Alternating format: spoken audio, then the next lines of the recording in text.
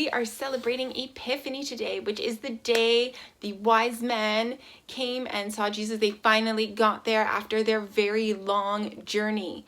I had a few questions about stars for you today. Did you know that stars can actually be born and that they're created? In the Milky Way, which is the galaxy we live in, one new star is produced every year. But there is a galaxy that scientists have found that is a supermom.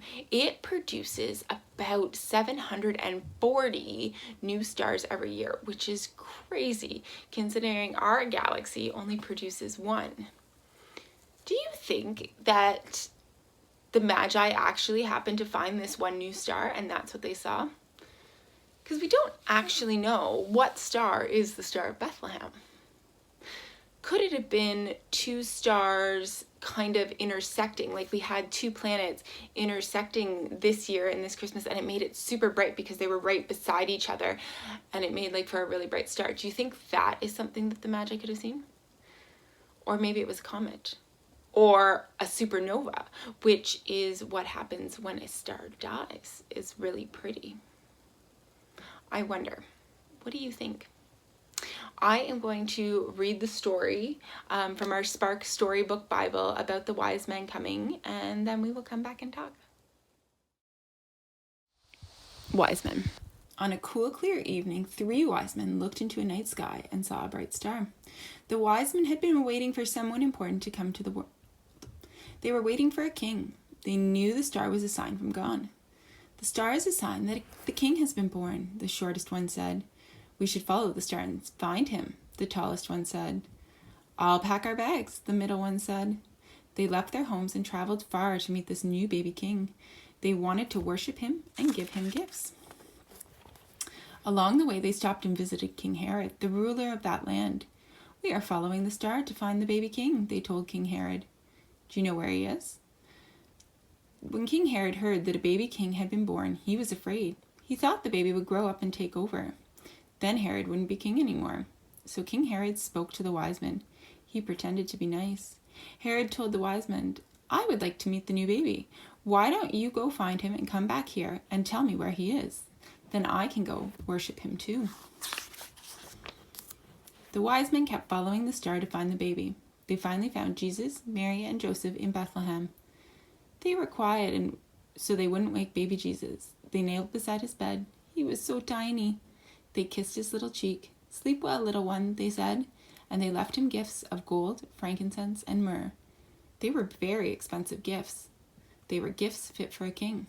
Later, the wise men decided it was time to go home. They were planning to tell King Herod where they found baby Jesus, but God sent an angel to talk to them in a dream. The angel told them that King Herod was dangerous, so they went home a different way instead. Jesus was indeed a new baby king who surprised the wise men and frightened King Herod. Jesus was God's promise, born for us, a gift to all people. The wise men are an awesome part of our story. They show a lot of strength and a lot of courage. They traveled for many, many weeks to a different country to find the baby who was lying under that star. I don't know if I would have done that if I just saw a new star in the sky. What about you? Would you try, if you saw or found a new bright star in the sky, would you travel for weeks to see what it meant? I wonder. They also, on their journey, met King Herod, who they didn't trust. They knew he would hurt Jesus. And they actually made a decision to not tell King Herod where Jesus was, which is really, really brave, considering King Herod had a lot of power in those days. They chose to protect Jesus and not themselves. That's pretty awesome. Today we are going to do a craft on constellation. So I'm going to turn the camera around and show you how that is done. So today we are going to make some constellation projectors. So you will need a paper tube of some sort. We have toilet paper, pair of scissors, some needles, which you will need your parents' help with, and some tape. I have some constellations here. I will post the link, or you can get creative and make your own. So what you're going to do is you're going to cut out one of the constellations. I think we have Perseus. I don't actually know how to say that. And what you're going to do is really carefully with the pin, and again, get your mom or dad's help here, or an adult, I should say. And you're going to poke kind of just a few holes into one of them. Try to poke them close together, and then you can just move the needle around just a little bit to get that hole. So I've done the other ones, but you can see how I kind of made those holes from that end. And you just want to make sure the light will be able to get through. Then you're going to take your toilet paper tube, and you are just going to tape, making sure not to cover up the holes, that consolation on top. Now you will also need a flashlight. A lot of phones have flashlights, just so you know, so that would be something to use, and I will show you how this works. Okay, so I found a dark space, and what you're going to do is you're going to take your flashlight, which I have a phone here.